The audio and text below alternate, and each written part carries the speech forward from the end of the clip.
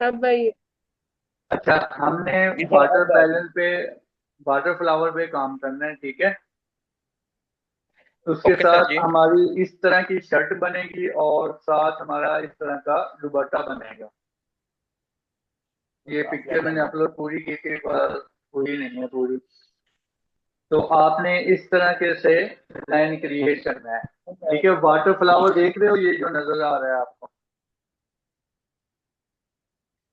ठीक है, इस तरह से बनाना है। अब वाटर फ्लावर को आप लेकर उसमें से क्रिएशन करनी है।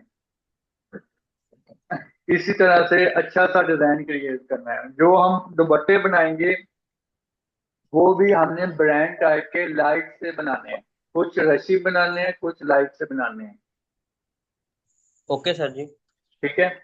अब फर्स्ट ऑफ ऑल आपने अगर 8 डिजाइन बनाने हैं तो उसके 8 कलर लगाने हैं, ठीक है।